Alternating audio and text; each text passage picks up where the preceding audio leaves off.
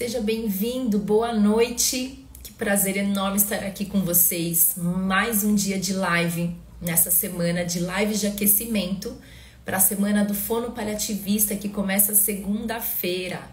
Então, eu trouxe aqui muito conteúdo para você, para que você perceba o quanto essa abordagem dos cuidados paliativos já está próximo de você, o quanto faz sentido você se aprofundar nesse conhecimento. Esse realmente é o meu desejo profundo e eu trouxe pessoas muito especiais para falar desse tema, para poder ampliar essa visão de várias formas, na prática mesmo, para que você possa ir se identificando o quanto isso faz parte já da sua prática. Para quem ainda não me conhece, eu sou a Cristiane Freitas, eu sou fonoaudióloga especializada em disfagia e paliativista e eu ajudo fonoaudiólogos a terem mais segurança na condução de casos de disfagia crônica. E realmente esse é aqui o meu trabalho de trazer, de compartilhar com vocês esse conhecimento que mudou a minha trajetória profissional porque trouxe clareza para a condução desses casos tão desafiadores, quando a disfagia, que é um sintoma de uma doença de base, está relacionada a condições que avançam, a doenças progressivas, as doenças que não têm perspectiva de cura. Então, esse olhar mais amplo nos permite ter um raciocínio mais claro, com mais segurança para as ações que são mais apropriadas. E assim também a gente integrar uma equipe interdisciplinar e assim, nessa soma de saberes, a gente poder oferecer um cuidado mais digno ao nosso paciente. E para falar hoje, na live de hoje, eu tenho uma convidada muito especial. Eu tenho certeza que essa live vai ser incrível para agregar a você esse conhecimento do que eu estou falando aqui, dessa abordagem. Ela é uma pessoa muito especial para mim, é uma pessoa que eu admiro como profissional, que tem uma carreira aí muito sólida, que também é uma pessoa que contribui para desmistificar os cuidados paliativos no nosso país. E também é uma pessoa que é uma grande influência para mim na minha trajetória profissional. Eu nem sei se ela sabe disso, mas ela plantou várias sementinhas em mim que eu carrego até hoje. E eu tenho a honra de dividir aqui a live de hoje falando com ela. É a Poliana Souza. Ela é médica geriatra com formação em oncogeriatria e áreas de atuação em dor e cuidados paliativos. Poli, eu vou fazer aqui o convite para você entrar comigo.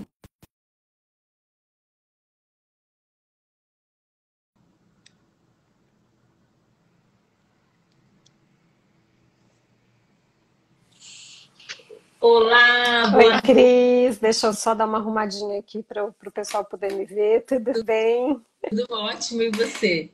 Tudo bem. Queria começar agradecendo imensamente esse convite. Você sabe o quanto os cuidados paliativos fazem parte, né, da minha vida, o quanto é importante para mim. Fico feliz de poder ter te influenciado e plantado sementinhas. Então, que a gente possa influenciar outras pessoas hoje. Ai, sem dúvida. Eu tô ansiosa para essa live porque ela tem muito conteúdo, né? Você vai agregar muito valor aqui pra gente, eu tenho certeza. E eu que te agradeço profundamente por ter aceitado. Que bom que deu certo a data de ter você aqui nesse projeto que eu tenho aí nessa minha trajetória profissional de levar esse conhecimento para as pessoas, porque o quanto falta, né, Poli, do profissional de saúde ter essa vivência.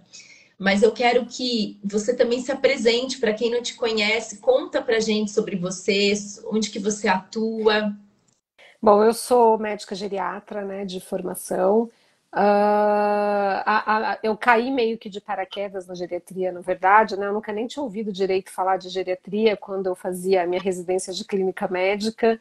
E curiosamente, eu sempre acabava cuidando de pacientes idosos, né, na divisão de pacientes no grupo da enfermaria, na minha clínica médica, os idosos acabavam sempre caindo comigo.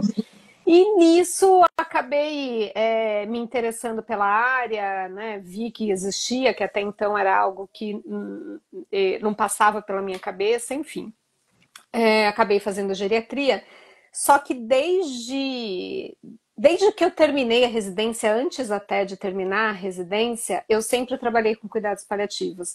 Né? Na residência da geriatria que eu acabei tendo contato com cuidados paliativos, e nisso, acabei indo fazer cursos, eu fui fazer o curso do Pallium, enfim, fui buscando, Nessa busca, conheci pessoas, acho que uma pessoa importantíssima que eu conheci nesse processo foi a Maria Gorete Maciel, acabei indo trabalhar um tempo com Uhum. ela e nunca mais parei de fazer cuidados paliativos. E mais curiosamente ainda, né, a minha carreira inteira é pautada muito mais do que em cuidados paliativos geriátricos, na verdade, em cuidados paliativos oncológicos. Então, assim, Uhum. desde o meu primeiro emprego em cuidados paliativos ao último, todos eles foram relacionados à oncologia.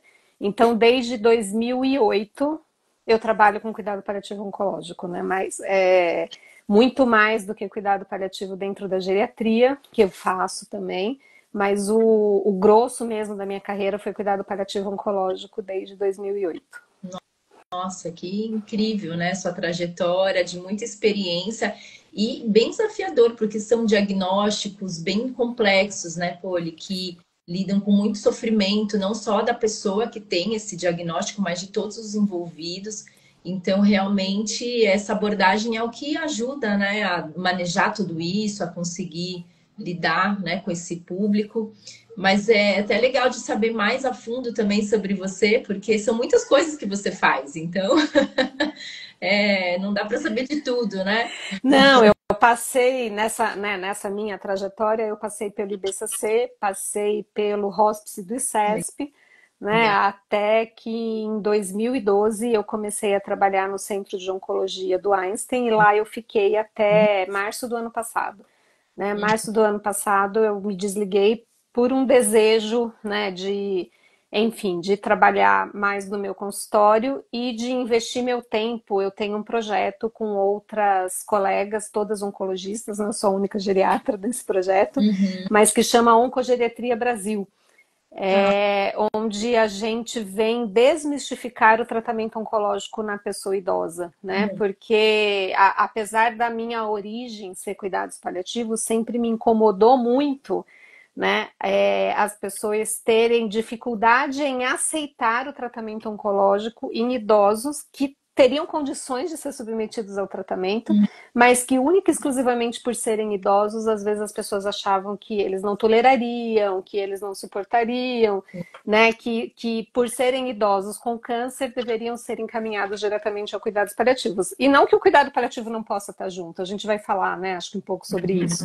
Né? Cuidado paliativo não é para o final, é para a trajetória, né? Mas esses pacientes, eles não precisavam estar exclusivamente acompanhados por equipes de cuidados paliativos, eles podiam sim ter a possibilidade de receber um tratamento. Então, a oncogeriatria tem muito essa missão, da gente desmistificar o tratamento oncológico com todas as suas peculiaridades na pessoa idosa.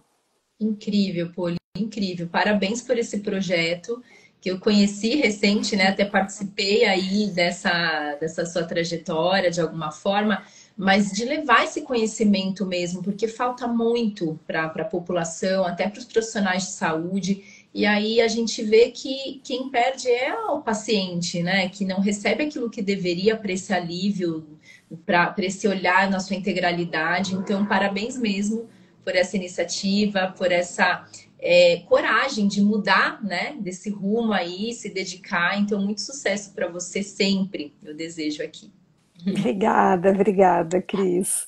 E eu vou começar te perguntando uma coisa que eu acho que deve ser dúvida, assim, de muitos profissionais de saúde que não são médicos, né, como eu, porque essa área, como a sua, uma médica paliativista, que tem toda essa visão ampla.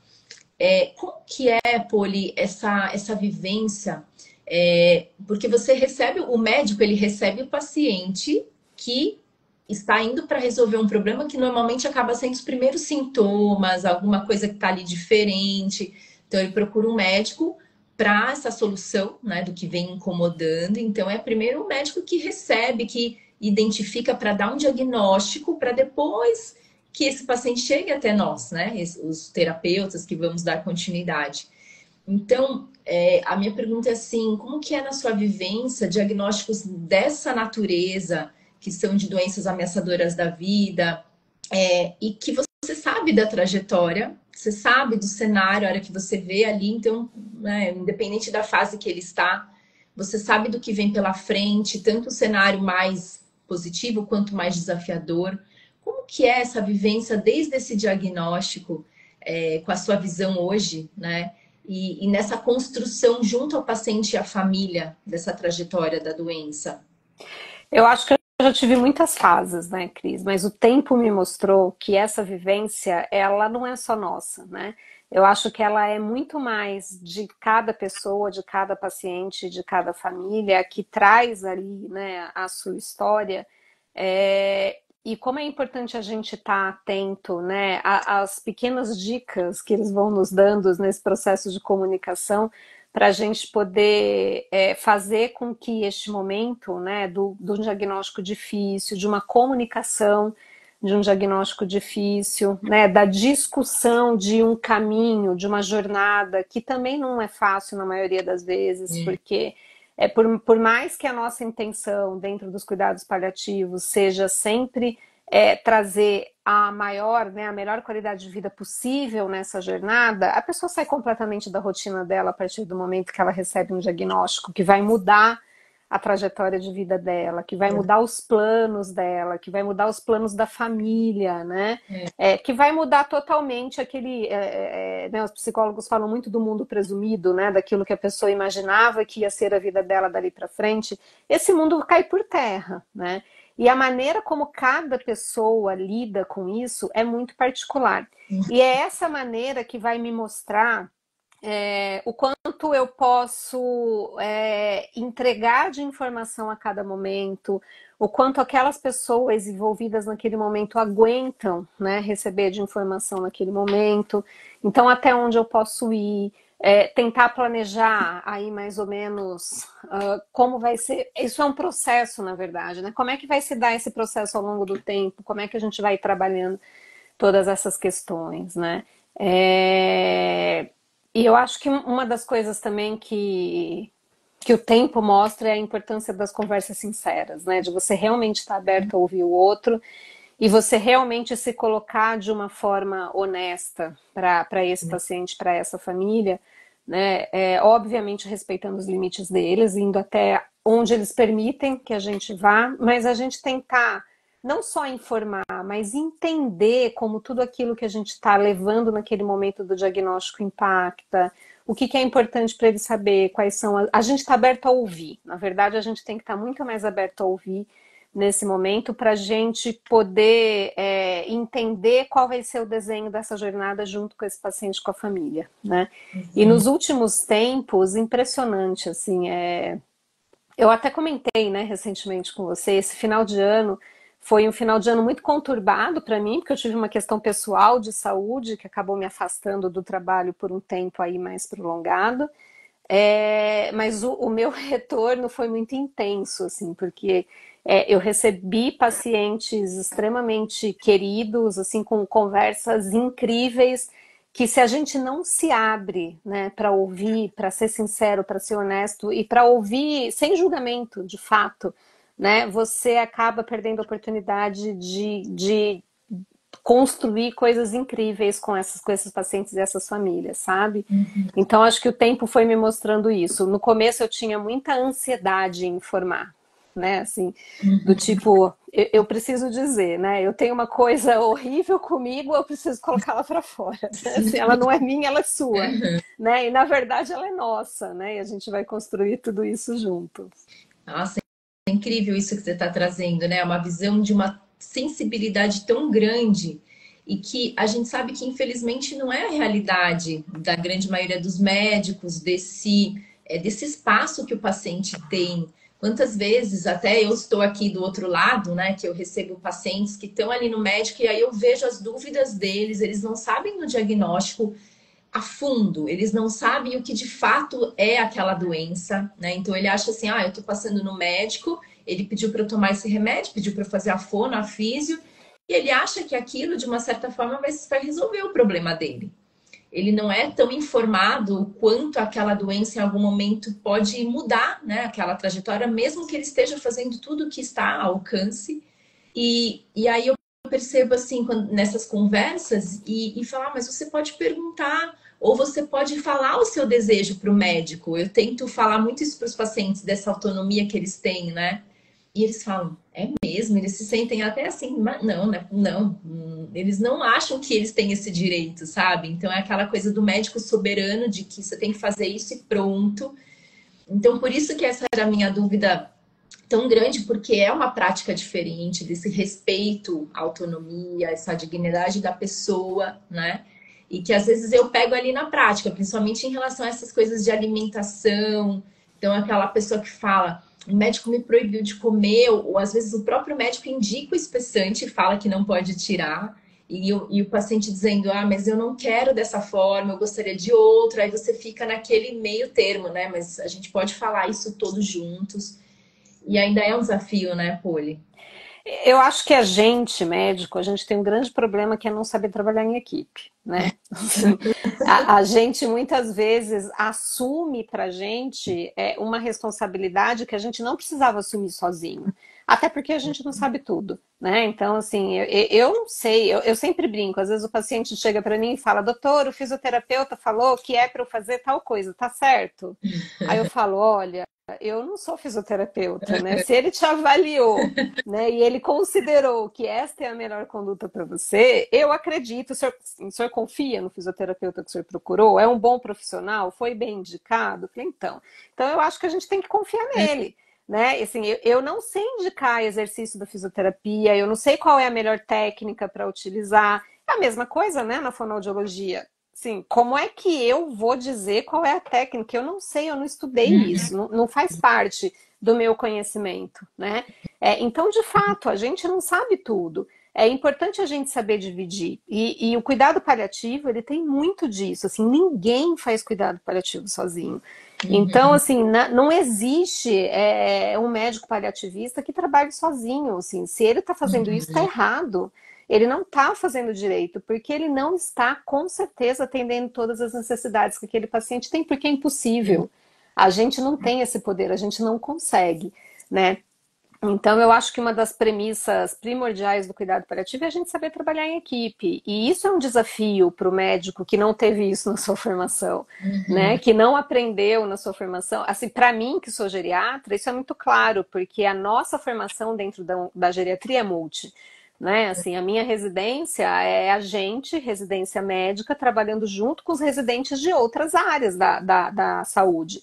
Né? E a gente fazia estágio junto, discutia junto, ia fazer visita domiciliar junto, enfim, na residência eu fiz na Unifesp, né? A gente fica muito junto e a gente aprende a trabalhar em equipe. E eu acho isso fantástico, porque eu aprendo muito com os colegas das outras áreas, coisas que às vezes eu nem imaginava, né? Sim. A gente gravou recentemente juntas, né, para o meu canal, um episódio sobre disfagia. Eu aprendi muito naquele episódio, até para poder saber opa, eu preciso encaminhar esse paciente. Não é uma coisa que para mim era clássica da disfagia, mas eu entendi que talvez seja melhor um fono avaliar e descartar que tem alguma coisa errada aqui, sabe? Então, eu acho que falta muito isso na formação médica ainda. Espero que hoje a formação esteja mais aberta a essa questão, mas é impossível a gente trabalhar sozinho, a gente não sabe tudo, né?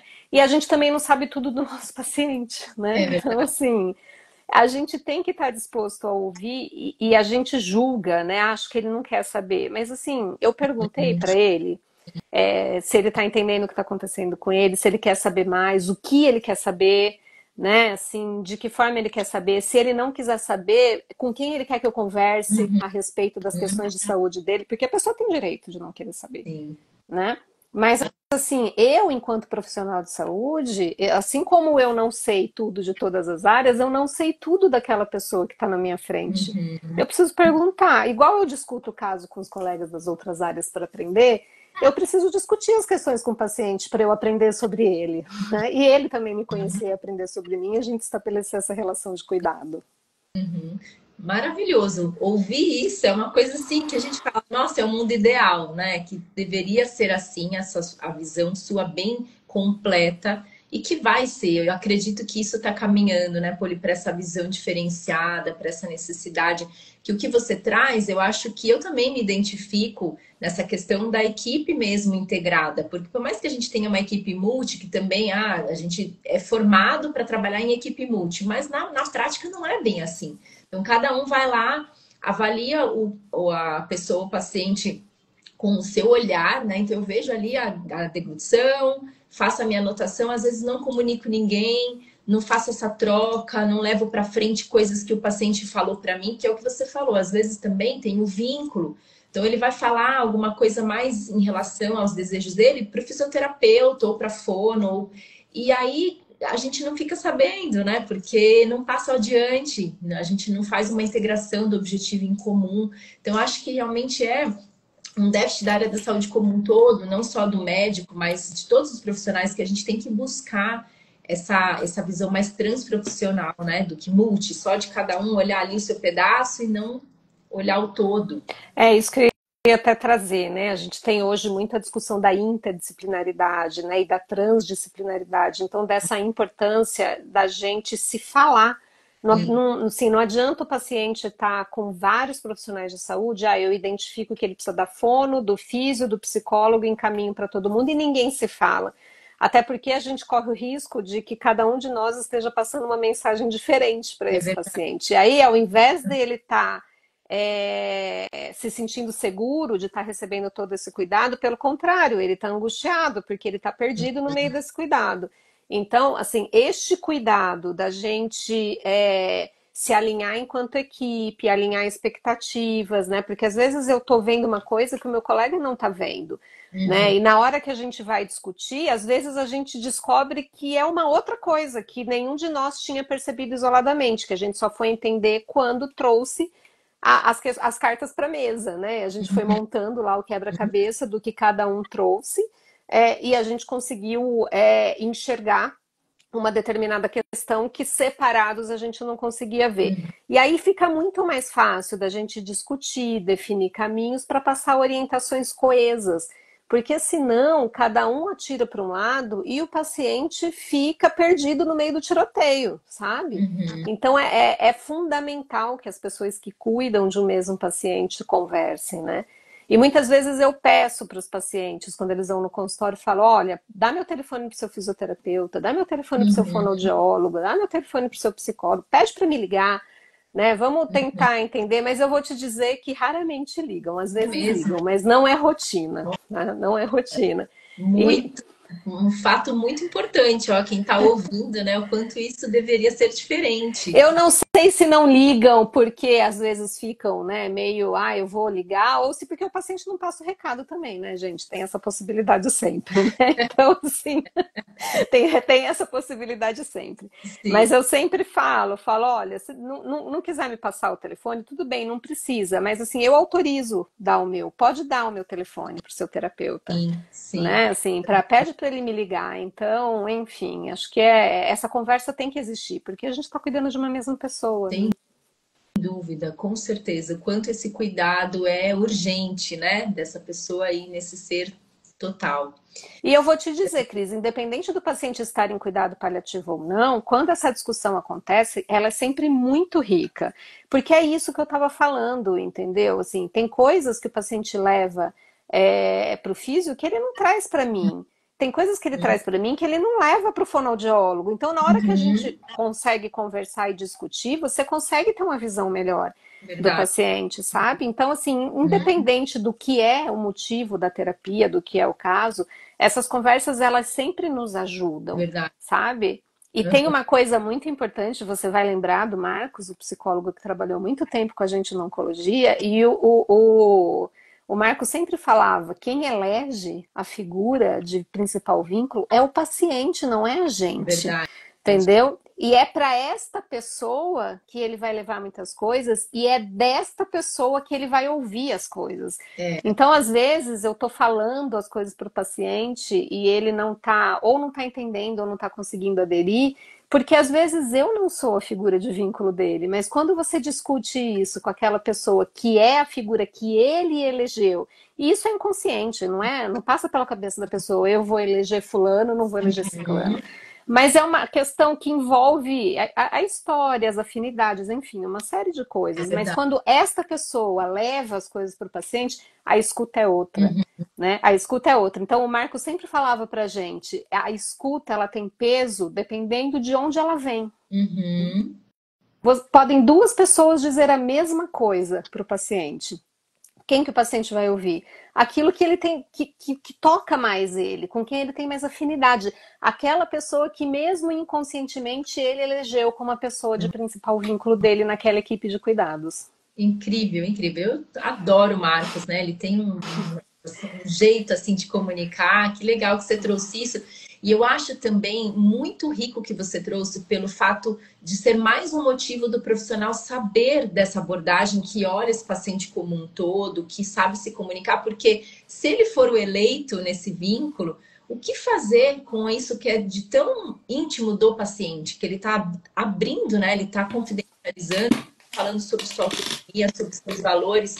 Então, antes até de eu ser paliativista, eu lembro que eu tinha dois caminhos por não saber como lidar. Então, ou aquilo morre com você, você não sabe como colocar isso adiante, e às vezes eram coisas valiosíssimas que ele estava te dizendo que poderia fazer, sabe, uma diferença ali no plano de cuidados, e eu não tinha como, eu não tinha condições técnicas de falar com um médico, por exemplo, doutor, ele tá me dizendo isso, sabe, parecia ser algo assim, de uma compaixão, mas eu não tinha técnica para levar adiante de poder argumentar.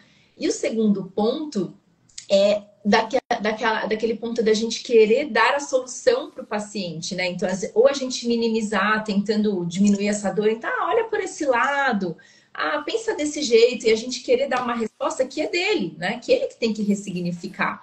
Então, o quanto que a gente, profissional de saúde, precisa saber o que fazer, né, Poli, para que não faça algo inapropriado, para que a gente possa realmente ajudar o paciente a ser protagonista da sua própria história. Sim, Isso. é importantíssimo, né? E para isso a gente precisa ter escuta, né? Assim, e eu acho que uma certa maturidade de já ter vivenciado, né, diversas situações em diversos cenários, isso também acaba ajudando muito, né? Porque você lembra quando você fez errado. Errado não digo, né? Assim, não é o errado, mas quando aquela sua estratégia foi ruim, né? Causou mais dano do que benefício. Isso nunca mais sai de você. Assim, você leva isso pro resto da sua vida, É né? verdade. Para não fazer de novo. Então, assim, essa coisa da gente sugerir o que a pessoa deve sentir, quem sou eu para sugerir o que a pessoa deve sentir, né? Então, assim, muito melhor do que eu ficar dando sugestão, não, mas pensa nisso, pensa naquilo. O que está passando na cabeça do senhor agora? Né? Assim, o que a senhora achou disso que a gente conversou agora? O que te deu vontade de me dizer e que ficou aí guardadinho?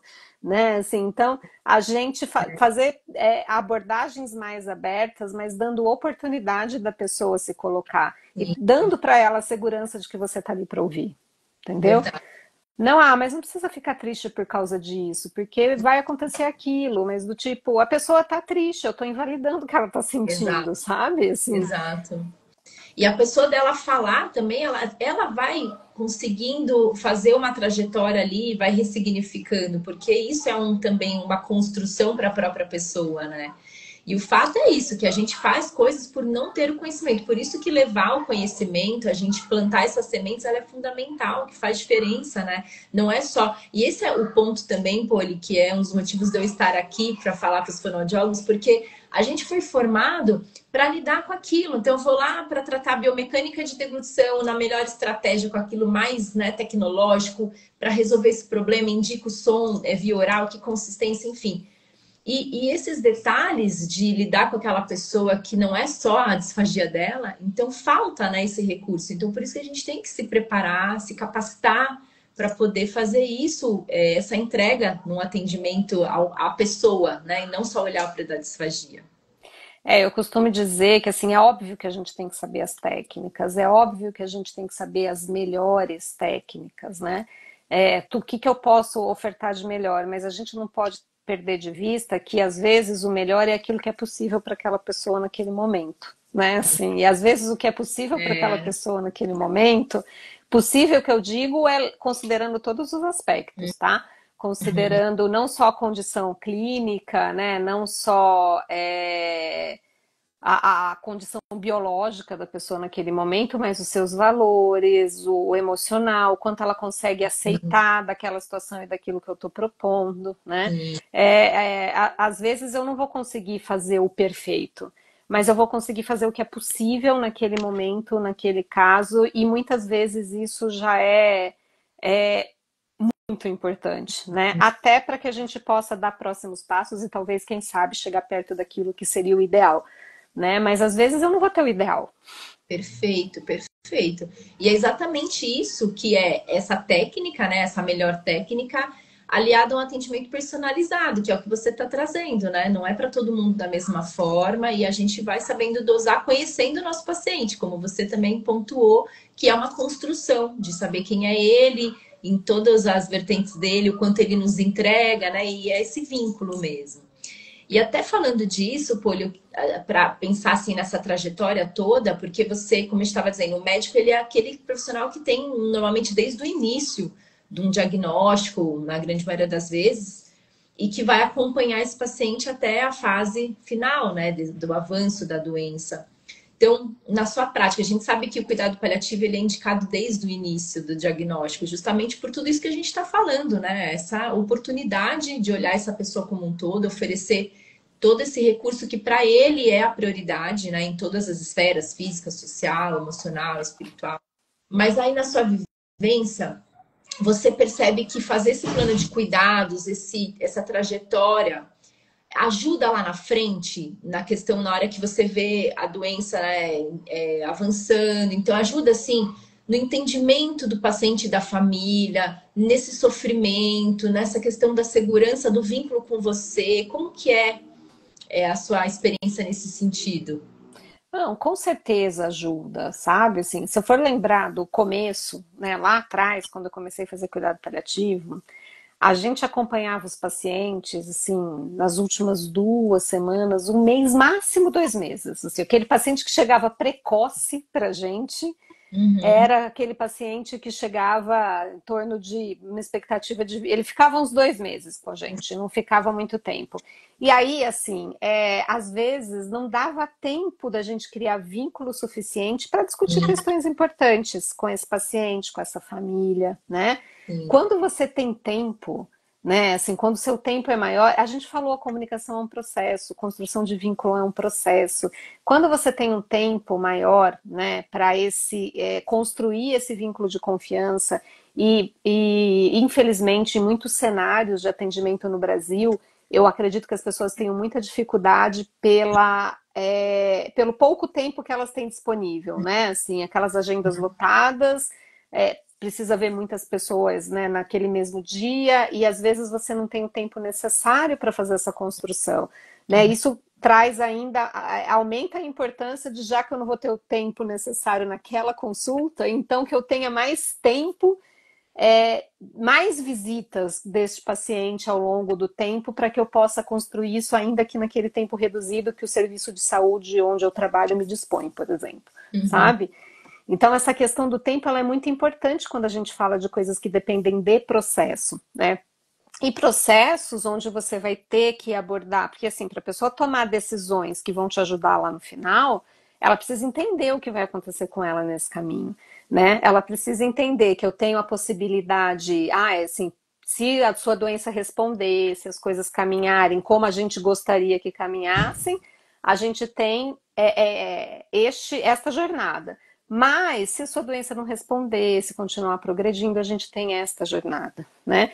A gente quer que seja essa, mas se não for, como é que a gente vai desenhar esta outra possibilidade, né? E esse desenho também leva um tempo, mas quando você chega lá no final e você conseguiu construir esse desenho com o paciente, de preferência com a participação da família, então toda vez que um paciente fala para mim, assim, a gente começa muitas vezes desenhando isso sozinhos, né? Mas eu sempre falo, vamos convidar sua família para participar?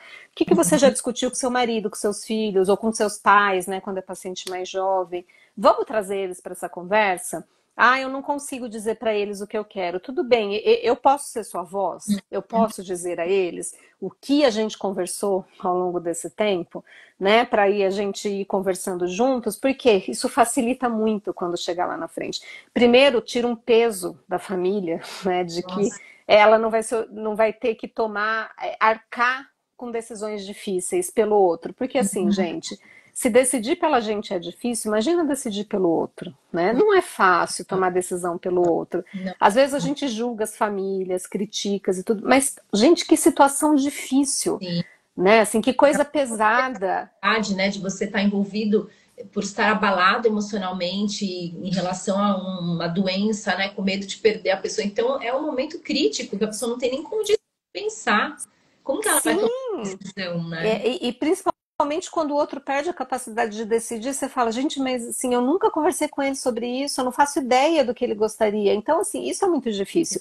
Então, quando você já fez com essas conversas, ainda que o ponto crítico de uma decisão no final não tenha feito parte dessas conversas, as outras decisões, elas ajudam o familiar também a imaginar, olha, eu acho que se ele não queria determinado procedimento, acho que isso também não, viu? Acho melhor a gente, né, vamos pensar em quais são os valores, quais são os princípios, o que fez ele tomar todas essas decisões, né? E até isso fica mais fácil, até decidir sobre aquilo que não foi previamente pensado, né?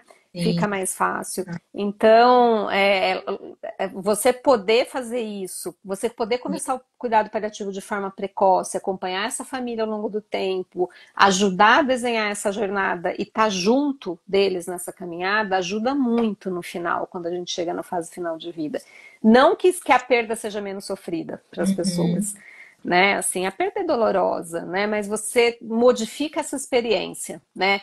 Foi triste, ela ficou triste, mas muitas vezes a família tem a possibilidade de lembrar dessa experiência não como uma coisa totalmente negativa, né? sim, Mas um ambiente onde ela foi ouvida, acolhida, respeitada, onde o familiar dela foi respeitado. Então, enfim, faz uma ajuda muito. diferença, né, Poli? Porque acho que o maior sofrimento é a sensação de querer, de achar que podia ter sido feito diferente, como se algo faltou. Então, quando isso é feito, esse traçar, que é os valores, aliado à técnica, né, ao que é a indicação técnica, eu acho que é um alívio para o familiar, né, para processar essa perda, porque esse luto complicado de achar que podia ter sido diferente é um peso que é muito difícil, né, de suportar. Eu vejo isso acontecer e realmente, e achei incrível, assim, você deu uma aula de comunicação, assim, perfeita de como é, né, todo esse processo de uma forma muito clara da gente entender.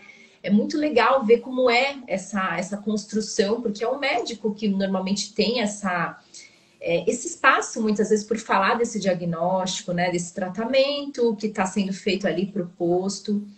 E sabe também uma outra questão que me veio para te perguntar? No caso das demências. Aliás, eu estava lendo seu capítulo aqui, adorei. Depois eu vou deixar aqui para o pessoal a referência para encontrar o capítulo que você escreveu. E ali falava de uma questão que eu achei muito interessante sobre essa construção, que uma das coisas que faz parte é a diretiva antecipada de vontade, né?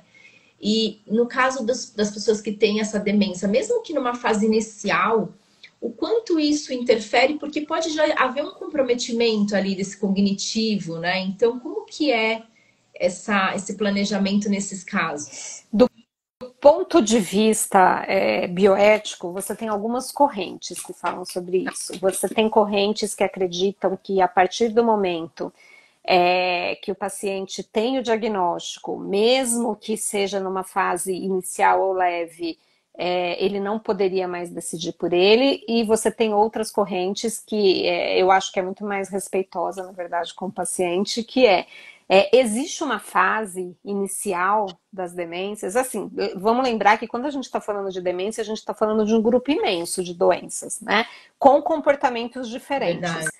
Né? Na maioria das vezes, quando a gente fala, a gente pensa no comportamento do Alzheimer, que é o mais comum, né? E onde eu posso demorar anos para passar de uma fase para outra, né? Eu tenho demências mais rapidamente progressivas, enfim. Mas, assim, existem as fases iniciais, né, da demência, para muitas coisas, principalmente coisas que envolvem decisões de cunho pessoal afetivo, né, que envolve valores, que ela é capaz de entender, né, aquilo que está acontecendo com ela. Eu já tive pacientes em fase inicial que me pediram para explicar toda a evolução da doença, porque eles queriam entender. Eu tive uma paciente. Essa paciente, eu acompanho ela faz muito tempo. Essa paciente está viva ainda. Acho que deve ter mais de 15 anos que eu acompanho ela. E hoje ela está totalmente acamada. Ela é mega bem cuidada, essa paciente. Assim, nossa, uma família incrível. E eu lembro que quando ela fez o diagnóstico, a primeira coisa que ela me pediu foi o endereço de alguma unidade da Abras, porque ela queria participar das reuniões. Ela queria entender pelo que os familiares passavam, ela queria entender o que poderia acontecer com ela, porque ela queria decidir algumas coisas sobre ela enquanto ela ainda conseguisse. Nossa. Né? Então, assim, como é que você vai tirar dessa pessoa que está conseguindo ainda, no momento inicial da doença, pensar em tudo isso e você vai dizer para ela, não, ó, desculpa, né? A partir desse momento você não vai decidir mais, né? Agora, tem uma coisa que tem que ficar clara para todo mundo, que assim, diretivas antecipadas de vontade, ela é um documento de expressão de autonomia, né? E a autonomia, ela é pessoal e intransferível. A minha autonomia é minha, a sua é sua, a do paciente é do paciente. Então, assim, em sendo um documento de manifestação de autonomia, ele só pode ser feito pela pessoa, tá? Então, só eu posso fazer a minha diretiva, só você pode fazer a sua, né? A família pode estar lá junto com você, pode querer dar palpite, enfim. Mas a decisão para ser diretiva tem que ser da pessoa, né? E quando a pessoa perde essa capacidade de fazer sozinha, ela nunca fez, ela não é mais capaz, né? Aí sim ela perdeu a capacidade de crítica, de julgamento, de entendimento, e não dá para fazer. O que a gente faz é o que a gente chama de planejamento de cuidados junto com a família. Né? Um planejamento avançado de cuidados, que aí podem participar os profissionais que cuidam do paciente, junto com a família, sempre a família vai estar envolvida, né? Porque essas decisões têm que ser pautadas aí, né, pela família, mas a gente pode levar em consideração diversas coisas. Quais eram os valores desse paciente? Se ele já vivenciou situações parecidas com amigos, com familiares, né? Tentar resgatar como que ele, o que ele te trouxe, o que ele sentiu. Ele chegou a comentar alguma coisa, se ele gostaria disso ou daquilo. Né? A gente pode tentar ajudar a família a construir esse planejamento, tentando trazer um pouco da história desse paciente, né? Tentando resgatar valores, resgatar princípios, para a gente ajudar essa família nessa decisão. Né? Então, acho que a gente ajudar eles a construírem esse planejamento de cuidados. Nossa, fantástico, fantástico, é incrível. E até trazendo aqui para essa realidade, né, do fonoaudiólogo que atende disfagia, uma das coisas que participam dessa construção que você está trazendo é a questão da alimentação, né? Dos desejos. Sim, acho que isso no paciente com demência é sempre um grande conflito, né? Um grande conflito. Até porque é isso, né, que a gente estava falando. Eu tenho quadros de demência que são rapidamente progressivos, que são mais raros, não são os mais comuns, mas eles existem. E eu tenho quadros como a grande parte dos casos de Alzheimer, por exemplo, em que essa progressão ela não é tão rápida. E esse paciente pode passar anos em uma determinada fase, né?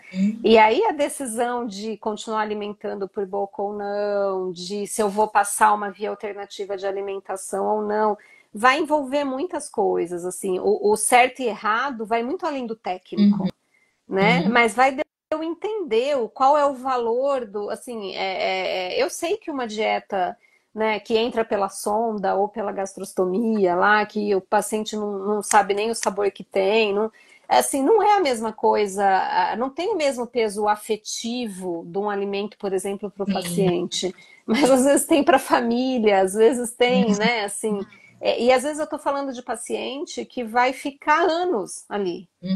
Não é um paciente que está perto do seu final de vida. Então, assim, eu tenho literatura dizendo que demência avançada, eu poderia não fazer uma via alternativa, por exemplo, né? Não previne broncoaspiração, não previne desnutrição, não previne úlcera por pressão, não previne uma série de coisas, né? Mas será que só isso é suficiente para eu tomar a decisão? Assim, tecnicamente talvez seja, mas assim, vai além do técnico muitas vezes, né? Por isso que são decisões tão difíceis, porque envolve pessoas, envolve histórias, envolve valores, né? Assim, é muito, né? Completamente, Às vezes eu estou falando de uma pessoa, né, que teve escassez de alimento em algum momento da vida, verdade. né, assim, ela, o familiar, aí o familiar fala, mas doutora, assim, meu pai sofria tanto quando ele, sei lá, vivia numa determinada condição, numa região que não tinha comida, como é que agora, no final da vida dele, eu vou deixar ele passar essa sensação de fome? Né? Porque lá atrás. Então, assim, como é que você não escuta isso, né? Como é que você não leva isso em consideração? Então, E é isso de acolher e não julgar, né? Porque isso também é uma coisa tão incrível que você está falando, que a gente, às vezes, por estar nessa área do paliativo, acha que existem aqueles mitos, né? Então, paciente paliativo nunca coloca sonda, por exemplo. Todo paciente tem que comer via oral de conforto. Isso é mito também, né? Porque é o que você está trazendo, é cada caso. E vão ter casos que realmente é o mais indicado por isso, porque a pessoa, às vezes, a relação dela com a comida também não é uma das melhores, ela nunca gostou de comer, tem pessoas assim, né?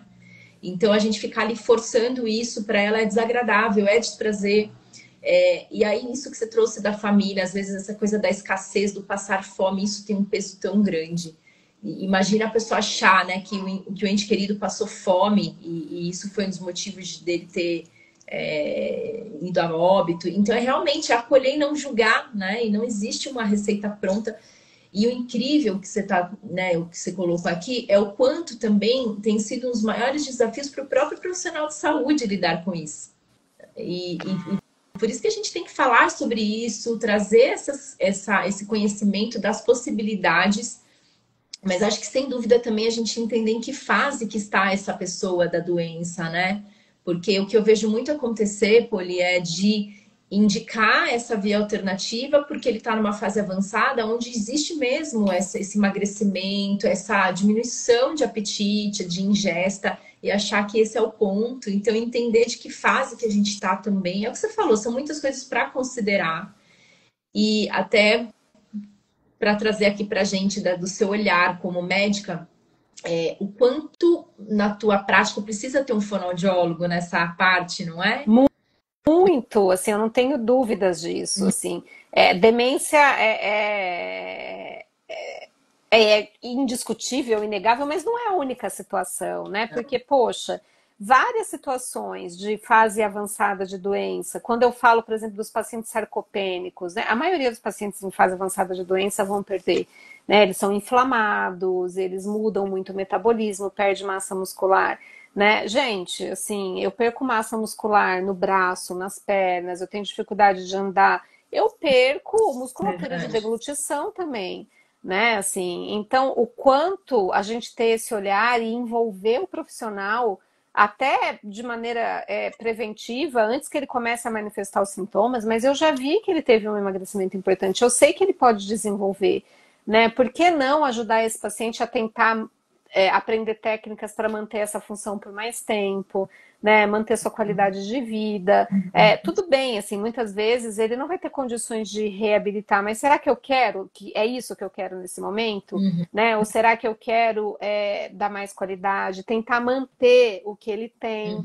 Né? Assim, o máximo possível que eu conseguir nesse processo. Eu sei que ele vai perder ao longo do processo, mas será que eu não consigo jogar essa perda lá mais para o finalzinho da vida dele mesmo e conseguir manter ele mais tempo, o mais funcional possível, né, para que ele também se sinta melhor? Porque é isso, gente, assim, perder função é muito angustiante para o paciente. É muito angustiante para o paciente. O paciente começar a engasgar, começar a ter dificuldade de comer, de sentar à mesa com a família, é muito angustiante. Né, assim, aí chega uma hora não consegue mais tomar os remédios por via oral, né, para manter aí o seu controle de sintomas. Então, assim, envolve muita coisa. A gente pensa na alimentação, mas não é só alimentação, né? Não é só alimentação. dúvida. Muito bom ouvir você falando isso, porque uma das coisas que eu vejo muito acontecer aqui na prática do fonoaudiólogo que atende disfagia é aquele ponto de reabilitação que, óbvio, a gente tem que fazer, mas que nessa fase moderada de doença, realmente ele tem um efeito, repercute mesmo com ganhos. E quando a gente vê esse avançar da própria doença, onde o que eu estou propondo ali de técnica, exercício, não tem mais aquele ganho, ou nessa disfagia que se complica nesse contexto tão amplo que a gente está discutindo aqui, aquele profissional ele pensa, mas será que é um limite terapêutico? E pensa até em dar alta para o paciente. Então, quem é que acompanha esse paciente nessa fase delicada, né? Então, por isso que eu falo muito aqui sobre esse assunto e você me ajudou muito com esse, né, enriquecendo com tantas coisas da sua prática, da sua experiência, técnicas, porque o profissional ele precisa saber desde o início até a fase final para saber, né, como lidar com essa pessoa, porque sem dúvida é qualidade de vida, é controle de sintomas, ajuda nesse controle de sintoma. Sim, muito. O impacto que é uma broncoaspiração, em todo o quadro clínico também. Então é isso, o fonoaudiólogo entender o quanto ele pode fazer parte, que ele é essencial nessa, Poli, nessa equipe, integrar esse ao médico, igual você falou, né? Da gente buscar cada vez mais essa ligação para um caminhar juntos, ocupar esse espaço, né? Você me fez lembrar de uma coisa agora, que assim, colegas médicos, não façam isso. Que vergonha fazer isso, sabe? Às vezes os professores... Eu sou, né, assim, eu tenho muito contato com muita gente da equipe multi, enfim, eu sou aberta muito a receber. E muitas vezes alguns profissionais que acompanham o paciente em domicílio há anos, eles vêm falar, nossa, doutora... o médico do paciente, né, ele foi lá na casa do paciente e falou para a família que eu não preciso mais ir, porque agora é cuidado paliativo exclusivo, não precisa mais fazer a fisioterapia, não precisa mais fazer a fono. E eu falo, gente, que absurdo, assim, do tipo, assim, isso é você mostrar que você não sabe absolutamente nada do processo, né, de adoecimento e de dar conforto. Gente, o paciente que para de fazer a fisioterapia nesse final vai ficar todo contraturado, vai ficar todo dolorido, vai... Assim, a fisioterapia não é necessariamente para reabilitar, fazer ele voltar a andar, mas é para controlar sintomas, é para esse paciente se sentir melhor. A mesma coisa fonoterapia para esse paciente. Assim, ele já está com dificuldade de deglutir, aí do tipo, para a terapia, não vai mais. O que vai acontecer? Vai parar, vai ter mais dificuldade, vai broncoaspirar, vai fazer, né, aquela celorreia, vai ficar incomodado. Então, assim... não manifeste esse seu desconhecimento dessa forma, por favor, assim, né? Vai procurar entender qual é o benefício de manter essa terapia, porque tem benefício. Então, assim, não fala isso para a família, né? E muitas vezes isso é tão ruim porque você desconstrói o vínculo que aquele profissional construiu com a família ao longo desses anos de cuidado, né? E principalmente o paciente... Eu tinha uma colega que estava muito angustiada, porque ela falou, faz anos que eu atendo, é uma fisioterapeuta, que eu atendo essa paciente, né? E aí o médico disse isso, a família simplesmente me ligou, ela falou, porque eu não preciso mais ir, ela falou, eu não consegui me despedir dela. Nossa, né? Eu não consegui explicar para ela o porquê eu não apareço mais lá, sabe? Assim, do tipo, né? Assim, né? Não, olha, agora é só gasto desnecessário, não precisa. E assim, gente, assim, a gente sabe quantas pessoas têm dificuldade de gastar com questões de saúde. Aí vira alguém para você e fala que aquilo é desnecessário. Exato. Numa fase em que você já está tendo um monte de gasto de cuidado, e aí você esquece que o foco naquele momento era o conforto daquele paciente, né? Às vezes a gente tem que ir muito além daquilo que está só dentro do nosso pequeno julgamento, né? A gente tem que entender que a gente é um pedacinho, mas tem todo um resto ali que eu preciso entender. Por isso que o conhecimento liberta, né? Porque o profissional em qualquer área que chega nesse ponto e fala isso, que não tem mais o que fazer nessa fase, é porque ele não tem o conhecimento do que se faz nessa fase, porque exatamente é o que você está trazendo, o objetivo do cuidado muda. Então, eu não vou mais esperar que o paciente reabilite, que eu reverta aquele quadro, mas o objetivo do cuidado é outro e eu tenho como fazer muitas ações, né? Então, sem abandonar o paciente nessa hora, né? E esse que eu ia dizer agora, porque quem que cuida dessa pessoa na fase mais crítica dela, quando ela mais precisa, todo mundo, não tem mais o que fazer, abandona. Gente, isso é um absurdo, né? Por isso que a gente tem que mudar essa visão, porque a gente tem tudo a oferecer. O que muda é o objetivo. E aí entender da fase do cuidado é libertador, para a gente saber do nosso papel, né? Nossa, Poli, que delícia falar com você. Acho que eu ficaria horas aqui. Então, duas geminianas conversando, né? Que eu sempre faço, a gente faz aniversário no mesmo dia. Olha que coisa mais incrível. Esse é o principal dado, é a informação mais importante do meu currículo. Ah, mas eu quero te agradecer assim imensamente porque você contribuiu ricamente com a sua experiência, com o seu conhecimento, trazendo assim o que é o cuidado paliativo de uma forma tão prática, do início à fase final mesmo nessa trajetória, nessa construção, como é nesses bastidores, né, numa vivência real de fato que o paciente está lidando. Você trouxe muita coisa de comunicação, de acolhimento, dessa visão integral. Eu quero te agradecer muito, muito mesmo. Com certeza é algo assim rico para quem está assistindo, para quem vai assistir, porque vai ficar salvo. Eu que te Obrigada. agradeço, Cris. Eu que te agradeço a oportunidade de estar aqui falando com vocês e de contribuir também com esse seu projeto que é maravilhoso, né? Assim, a gente já conversou sobre isso. Eu admiro, né, esse rumo que você deu à sua carreira, a maneira como você construiu as coisas e essa generosidade em dividir isso com as outras pessoas. Assim, parabéns. Obrigada, obrigada por isso, obrigada de coração. E é isso, acho que, né, cerramos aqui a nossa live de hoje. Pode ter outras oportunidades, porque é um assunto muito extenso que a gente podia falar muita coisa ainda, né, Poli? Para outras datas a gente combina, conforme a sua Só me chamar, eu venho. desculpa.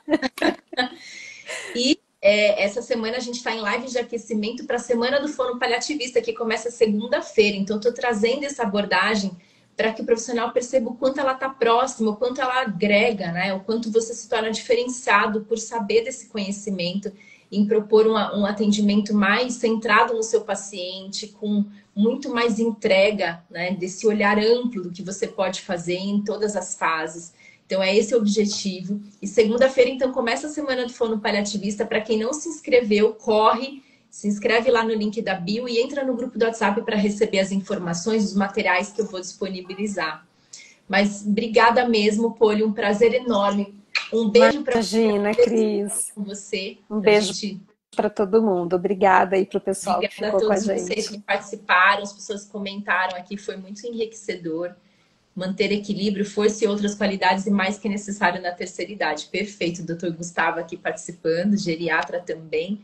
É isso, gente. Então, boa noite a vocês e até mais. A gente se vê. Tchau, Cris. Tchau. Beijo, beijo. Tchau.